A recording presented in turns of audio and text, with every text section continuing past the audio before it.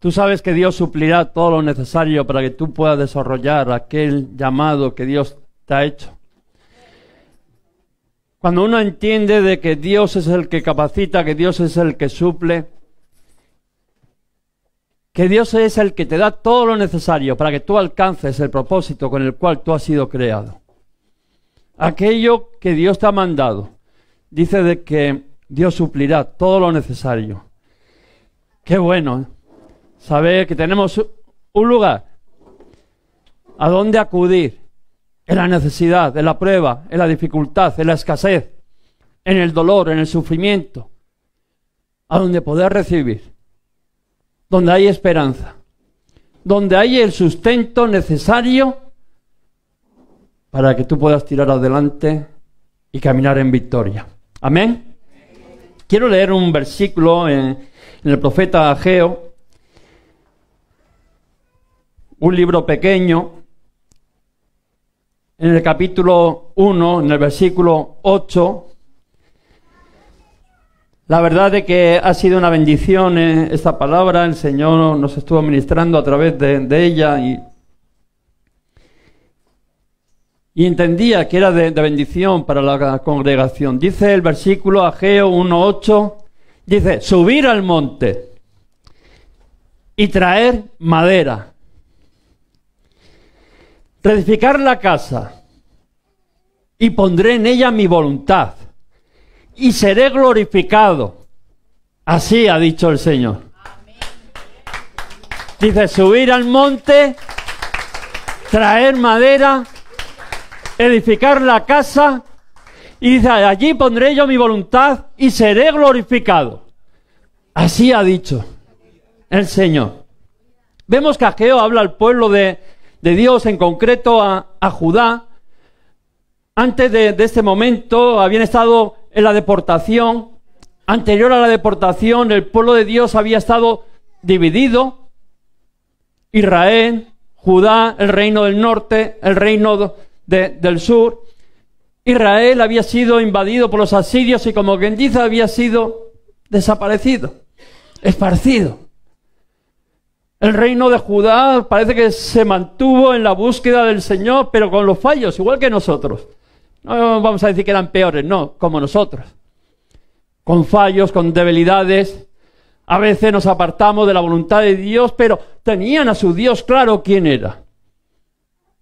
Y vemos que aún así fueron también deportados a Babilonia. Y en esa deportación dice de que Dios habló, no a través del profeta Ageo, al pueblo de Judá. Y estaba pensando de que, fijaros, el reino, el pueblo de Dios había sido dividido. Por un lado estaba Jeroboam y por otro lado Roboam, que eran descendientes, hijo de Salomón. Y Jeroboam dice de que dentro de ser el pueblo de Dios, que se hizo sus becerros, se hizo sus sacerdotes, quiso al final ser, por decirlo de una manera que podamos entender, cristiano a su manera. Sin depender de Dios. Soy cristiano, pero me monto mi propia manera de entender a Dios y de hacer a Dios. Pero vemos de que esa parte del pueblo desapareció. La otra, es verdad que fallaron también, que fueron también a la deportación, pero aún así se mantuvieron firmes. Y yo me ponía a pensar y digo, esas somos la iglesia, esas somos tú y yo, de que a pesar que hemos fallado, a pesar que a veces hemos sentido y experimentado el azote también de la paga del pecado, pero ha habido un remanente que se ha mantenido fiel en esa búsqueda.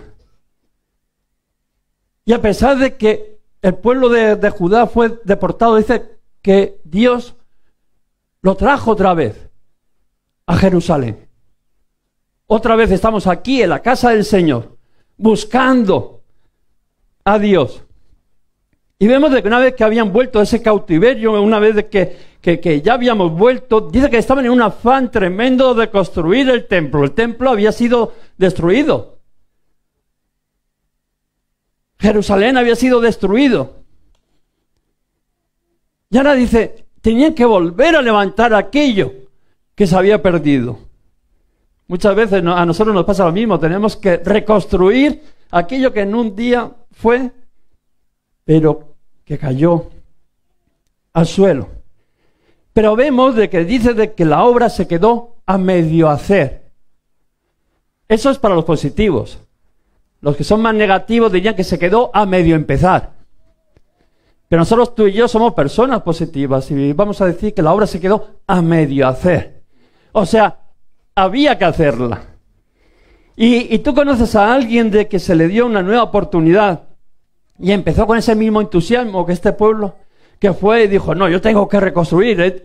He pasado, es verdad, de que he tenido un exilio, he pagado unas consecuencias por mi pecado, pero ahora el Señor me ha dado una oportunidad y tengo que aprovechar esa oportunidad. Que era lo que estaban diciendo, tengo que construir una vida que agrade a Dios. Tengo que poner a Dios lo primero. Tengo que hacer lo que haga falta para reedificar ese templo. Que era lo que estaba diciendo. A mí muchas de las personas, y muchos de vosotros me decís, pastor, esta vez sí, dígame lo que tengo que hacer. Porque lo que me diga, eso es lo que voy a hacer. Esta vez ya sí que he tomado la decisión de edificar esa casa. De edificar una vida en Cristo. El optar seriamente por el Señor. Pero vemos que muchas veces, a pesar de esas palabras, ¿no? Dice de que terminamos mirando nuestros propios intereses. Como miraron a aquel pueblo, su comodidad, su supuesto bienestar. Qué pena cuando yo oigo muchas veces aquí entre nosotros ese supuesto bienestar. Es que yo tengo que mirar por mí. Eso es lo que muchas veces decimos. Es que me tengo que preocupar de tantas cosas materiales que en un momento las puedes perder. Hoy estamos viendo las noticias, el pueblo de donde mi madre estaba ardiendo. En un momento te quedas sin nada. Y supuestamente nos tenemos que empeñar la vida en algo de que viene un poquito de fuego y desaparece todo. Por eso digo ese supuesto bienestar, que son aquellos que dicen yo primero lo mío, y luego si sobra, bueno, ya veré. Son aquellos que al final muchas veces dan las sobras, lo que les sobra, lo que ya no le pueden sacar más, y además con dolor y con tristeza. Pero fijaros, a este grupo de judíos Dios le llama la atención. Es curioso, porque yo cuando me ponía a mirar digo, pero si parece que a pesar de que habían fallado, estaban en ese intento de querer reconstruir y va y Dios les llama la atención. ¿Por qué no les llama a aquellos que no hacen ningún esfuerzo? Porque aquellos ya están perdidos, ya están desaparecidos, como hemos dicho antes. Dios al que anima es el que se pone en sus manos, el que quiere. El que a pesar que con sus luchas, con sus debilidades, está ahí. Ese eres tú y ese soy yo. Que a pesar de que a veces batallamos dentro de nosotros una batalla, unas luchas, aunque sea rastras, pero estamos. Porque queremos dentro de nuestro interior reconstruir ese templo, la casa del Dios viviente en nuestras vidas. Amén.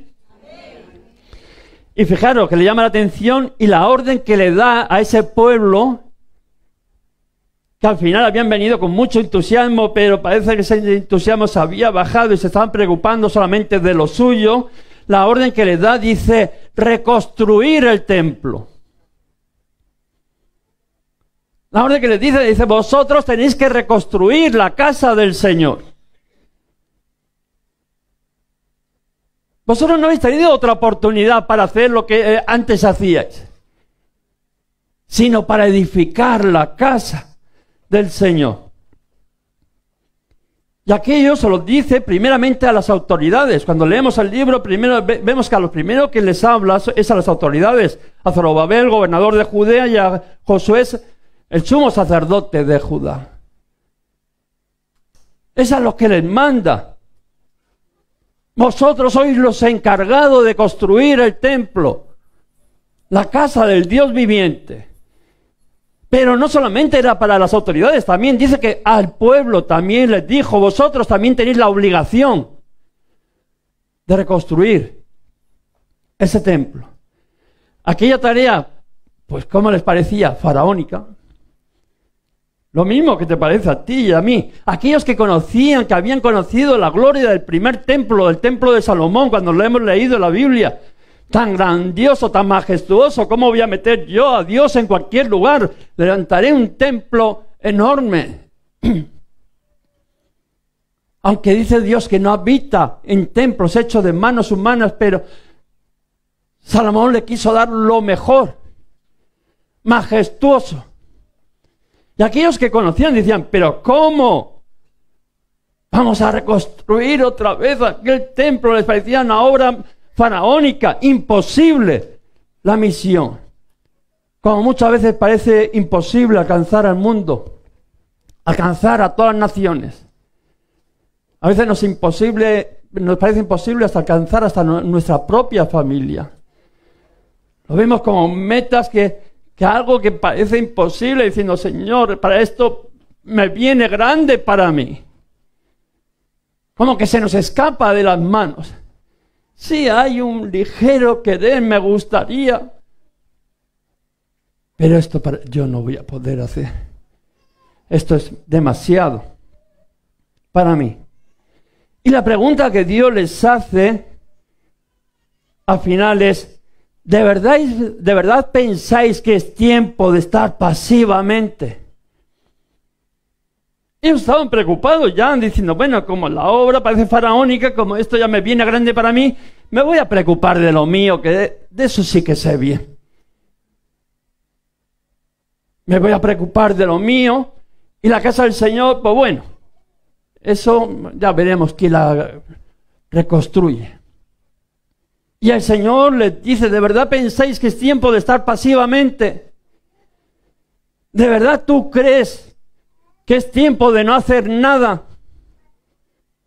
Que la casa de Dios decía de que estaba ahí, no, arruinada, desierta, cuando vuestras casas están artesonadas, cuando en vuestras casas hay de todo. Y la casa del Señor, decía Ageo, está desierta. Que el templo de Dios está paralizado y vosotros pensáis que eso no va con vosotros. Porque muchas veces pensamos, no, esto pues como es mucho, pues no sé quién lo va a hacer. Pero como que no es responsabilidad nuestra. Tú piensas de verdad que la gente perdida, que tu familia, que no es responsabilidad tuya. Una generación que se está perdiendo. Y tú puedes pensar que no tienen ninguna responsabilidad. Eso es lo que pensaban aquel grupo. De aquellos que se le había dado la oportunidad, de aquellos que habían sido sacados de la esclavitud, de la deportación de Babilonia. Y es la misma pregunta que nos podría hacer en esta mañana el Señor. ¿De verdad piensas que es tiempo de estar pasivamente, que no va contigo? Que solamente te tienes que preocupar de lo tuyo cuando vemos una generación devastada. No te autoengañes, pensando que como la tarea es grande, que tú no tienes ninguna responsabilidad. Mejor me preocupo de lo mío, mejor me preocupo de mi iglesia, mejor me preocupo de aquello, ¿no? Que haya aire acondicionado en la iglesia para que no pase calor. Muchas veces nuestro pensamiento es ese, bueno, los demás como que vayan otros, que vaya el Miguel Morlero, que para eso le vamos a enviar.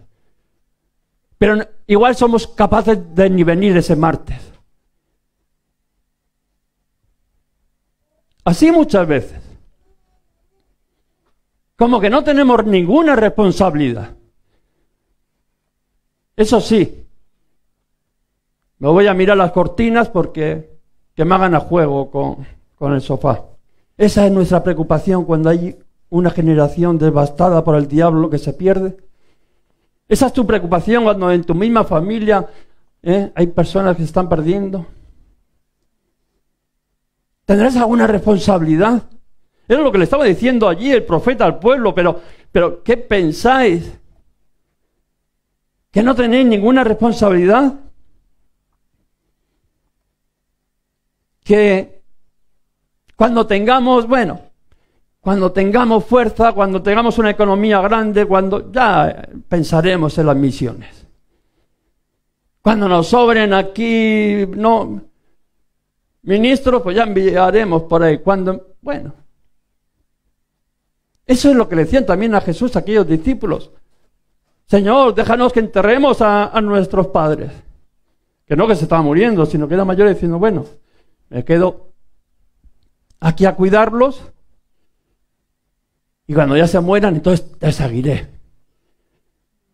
Pero Jesús le dijo, deja que los muertos entierren a los muertos. Tú ven y sígueme. ¿Por qué? Porque siempre vamos a tener algo que hacer. Cuando no sean los padres, serán los nietos, y cuando no, pues te apuntarás a excursiones del inserso para entretenerte. Pero fijaros lo que le dice, que hemos leído ahí en el 1:8. Le habla a ese pueblo que está desanimado, que no tiene fuerza, diciendo, pero yo se ve ahí tan pequeñito, diciendo, pero yo de dónde voy a sacar los recursos para construir ese templo. Pero no se dará cuenta la misión que me está encomendando a mí el Señor. ¿No verá que no tengo, que no puedo? ¿A que te has preguntado muchas veces eso? ¿Por qué a mí me pide tanto el Señor si yo no soy nadie? Si no tengo nada. Pero fijaros lo que le dice a ese pueblo desanimado que no tiene fuerza, que lo hemos leído. Subid al monte y traer madera y reedificar la casa. Aleluya. Subid al monte y allí vais a encontrar todo lo necesario para reconstruir el templo. ¿Dónde estaba la madera? En el monte. ¿Dónde está el sustento? En el monte. Y vemos que el Señor nos llama a subir al monte. Subir al monte nos está hablando de un tiempo de esa búsqueda del Señor. Nos está hablando de apartarnos de aquello que al final nos enreda durante todo el día, salir de ello, subir al monte, buscar la presencia de Dios y pasar un tiempo en intimidad, en oración, en adoración, en reconocimiento, en la presencia del Señor. Donde en un segundo las cosas cambian. Un segundo en su presencia, a veces nos cuesta llegar allí a la presencia de Dios. Pero cuando nos ponemos a subir ese monte, tarde o temprano llegamos a la cima. Y su presencia lo cambia todo. Aquello que eran imposibles, de repente hay madera para construir el templo. Allí donde había debilidad, de repente hay nuevas fuerzas. Allí donde había desánimo, el gozo del Señor dice que es nuestra fortaleza en todo momento. Vemos que Moisés subió al monte, allí al Sinaí, y que la gloria de Dios descendió en aquel lugar. Aleluya. Y le dio todo lo necesario. Dijo, toma la ley para que gobiernes a mi pueblo. O sea, no sabes cómo hacerlo, toma dirección de Dios para dirigir a este pueblo. El mismo Jesús dice que subió al monte de los Olivos allí a orar. En aquel momento dramático que muchas veces hemos escuchado, allí el Señor dice que allí orando, Señor, que pase de mí esta copa. ¿Por qué el pecado del mundo va a caer sobre mí con lo que conllevaba la separación con Dios? Sí, un instante, pero separado de Dios.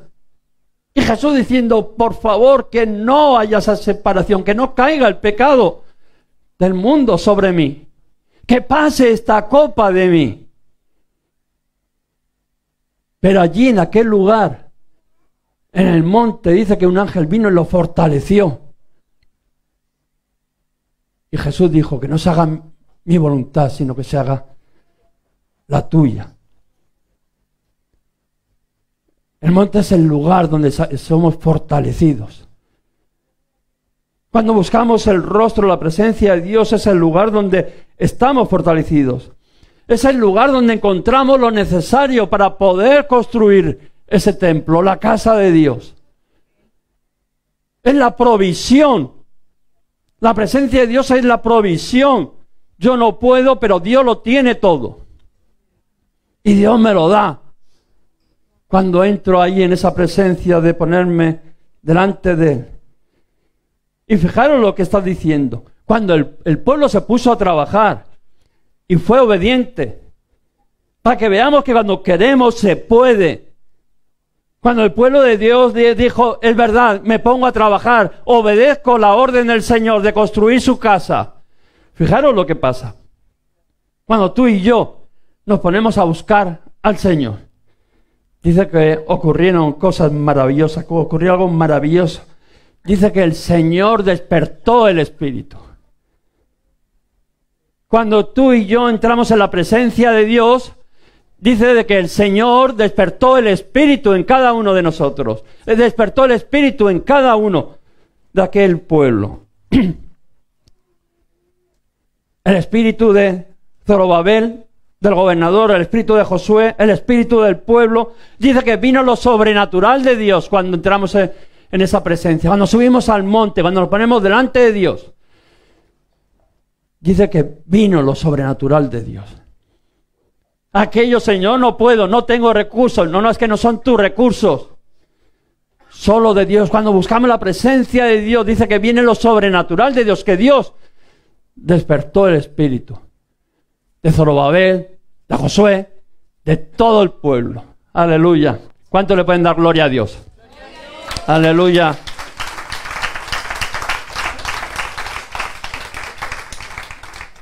Cuando la gente, cuando tú y yo empezamos a hacer lo nuestro, viene lo sobrenatural de Dios.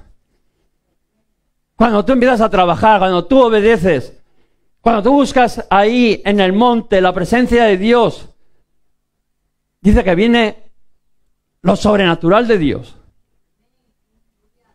Despertó el espíritu. Porque esta tarea que el Señor nos ha mandado no la vamos a poder hacer solos. Es algo que tenemos que tener claro. Pero cuando empezamos a reconstruir los portillos caídos, cuando empezamos a alcanzar aquellas generaciones devastadas por el diablo, dice que viene lo sobrenatural de Dios. Que el espíritu dice que es despertado en nuestras vidas. Y viene eso que es sobrenatural de Dios para respaldar el trabajo que Él nos ha encomendado. No eres tú ni soy yo, sino es Dios obrando a través de cada uno de nosotros porque nos hemos dispuestos a ser ese conducto de bendición. Él es el que aviva el fuego del Espíritu, lo sobrenatural. Y aquello que te parecía que era imposible para ti, dice, nada es imposible para Dios. Fijaros en la Biblia, la palabra hispanoamericana, cómo se le nombra, ¿no? Se presenta a Dios como el Señor del universo. Tú por ahí preocupado de que no podemos, que no tenemos. Y cuando vamos a la Biblia, no la palabra hispanoamericana, dice que presenta ahí en Ageo como el Señor del universo. No de esta iglesia. No el Señor de Bilbao, no el Señor de Vizcaya, no el de España, no el del mundo, el del universo. Sin límites. ¿Te acuerdas de las palabras de Jesús? Toda potestad me dada. ¿A dónde? Decía, en el cielo y en la tierra. Toda, en todo lugar. No hay lugar a donde Dios no pueda hacer, a donde Dios no tenga autoridad, donde no pueda estar lo sobrenatural de Dios. Él es el Señor de todos los lugares.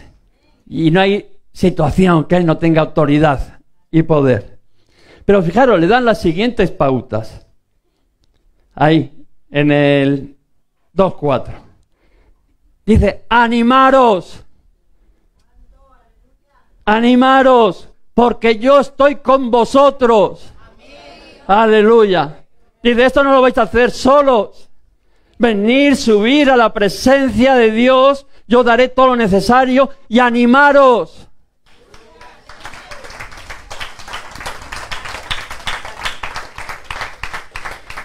Dice, cobrar ánimo, pueblo de toda la tierra, dice el Señor, y trabajar, porque yo estoy con vosotros. Eso se lo dice a las autoridades, pero también se lo dice al pueblo, a todos. Animaros porque yo estoy con vosotros, trabajar. Ese es el compromiso de que Dios iba a estar con nosotros. Fijaros que dice, cuando ustedes salieron de Egipto, yo les prometí mi compañía. Aleluya. Dice, desde el momento que tú saliste de la esclavitud, desde el momento que tú entregaste tu vida a Cristo, dice, yo prometí mi compañía contigo. Aleluya. Dice, mi espíritu los acompañará. Aleluya. Por eso, no tengan miedo.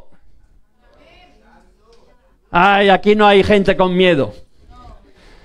Aquellos que tienen al Dios de poder en su vida, aquellos no van con miedo. Dice, yo os acompañaré.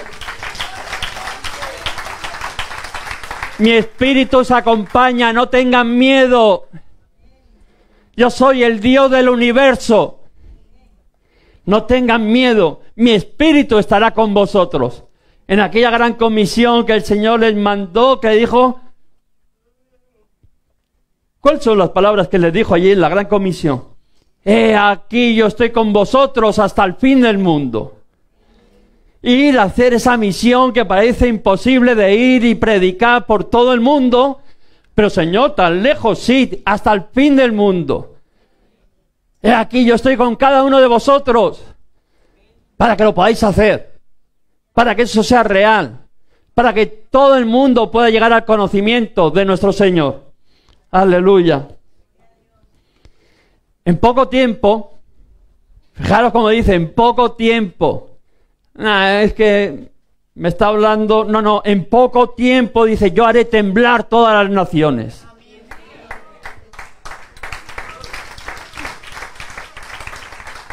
No hay gigante que se pueda levantar contra ti. Lo sobrenatural de Dios, el poder de Dios, su Espíritu Santo obrando en medio de nosotros, obrando en medio de la obediencia, del trabajo. Dice que viene lo sobrenatural de Dios, que hará temblar las naciones. ¿Quién contra ti? ¿A quién vas a temer? ¿Qué gigante hay delante de ti? ¿Qué dificultad, qué escasez hay delante de ti si tienes al que todo lo puede, al que toda autoridad le ha sido dada en el cielo y en la tierra? Aleluya. Dice, hará temblar las naciones.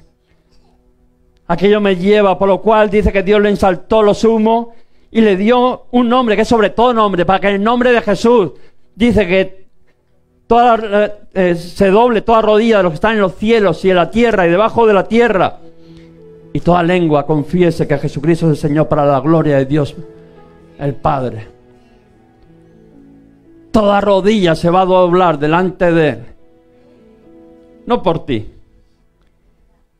sino porque lo sobrenatural de Dios, cuando tú vayas a buscar la presencia de Dios, despertará el Espíritu de Dios en tu vida y se manifestará eso que es sobrenatural, porque hay un propósito de que Dios sea glorificado. El propósito que estemos hoy aquí, el propósito del Espíritu Santo en tu vida es que Dios sea glorificado. ¿En qué? En lo sobrenatural.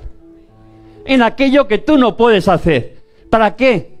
Para que glorifiquen a Dios de cuán grandes y maravillosas cosas Dios ha hecho a través de nuestras vidas.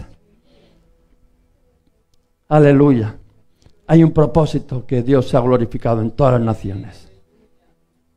Hay un propósito de Dios, que en tu vida Dios sea glorificado. Es verdad que la tarea a veces parece faraónica.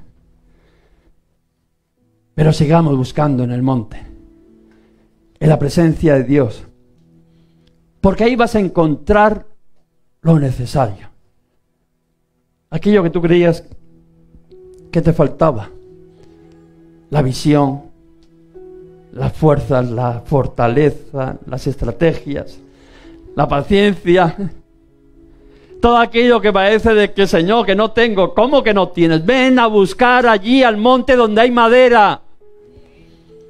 Te dice el Señor, ven a buscar allí delante de mi presencia donde, hablando, dice, estoy sobrado. ¿Cuánto quieres? Que me sobra. ¿Cuánto quieres? ¿Cuánto necesitas? Para que Dios se glorifique en tu vida. Y muchos más elementos que nos ayudarán a hacer esa gran comisión que el Señor nos ha mandado de ir y predicar por todo el mundo. Todo lo necesario Él lo suplirá. Todo aquello que tú necesites para poder ser un testigo fiel, para poder llevar el nombre de Jesucristo, para reedificar aquel templo. No un templo hecho con manos de hombres, sino un templo hecho a través de Dios, a través de su Espíritu, en cada una de las vidas, en todas las naciones, dice. Nadie. Te invito en esta mañana a ponernos manos a la obra, a ser obedientes, a reconstruir ese templo. Igual te pasó como este pueblo.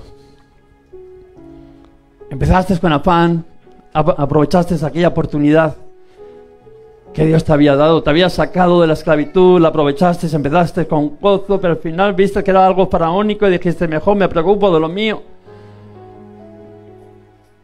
Pero el Señor te dice, reconstruye el templo.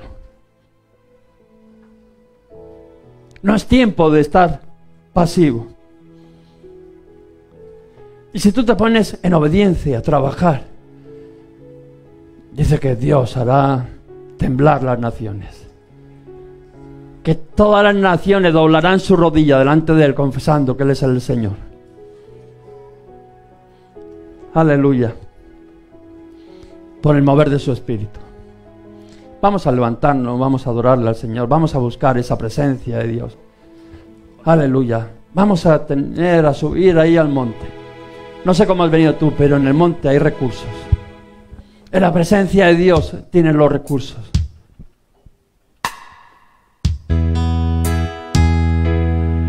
Ponte como prioridad buscar al Señor. Edificar esa casa en tu vida. Que tú seas el templo del Espíritu Santo, edificado no con manos de hombres, no con tu fuerza, no con tu sabiduría, sino que busques los recursos del Espíritu Santo allí en su presencia. Y el Señor dijo, yo estaré con vosotros, yo estaré contigo. Desde el tiempo que te saqué de tu esclavitud, yo prometí mi compañía contigo. Mi Espíritu te acompañará en todo tu caminar. Sube al monte. Sube al monte, dice el Señor. Traer madera, aleluya. Reedificar la casa. Y pondré en ella mi voluntad y mi nombre será glorificado allí en medio de vosotros. Gloria a Dios, aleluya. Oh, santo, santo, santo, santo, digno eres tú, Jesús. En tu presencia están los recursos, Señor. Un momento en tu presencia lo cambia todo. Oh, Señor, cuando buscamos en tu presencia, allí renovamos las fuerzas. Allí renovamos el gozo, allí renovamos la paz. Oh, cada uno de los frutos del Espíritu Santo se manifiestan cuando buscamos tu presencia. Tú eres el que reina. Nada ni nadie nos podrá. Santo, santo, santo. Háganos llegar tus peticiones de oración al teléfono que hay a continuación. Toda la iglesia nos comprometemos a orar para que el Espíritu Santo te ministre en esas necesidades que estás viviendo. También nos puedes seguir ahí por las redes sociales, Iglesias Restaurados para Restaurar. Los domingos a las 11 de la mañana estaremos con nuestro culto. Que Dios te bendiga.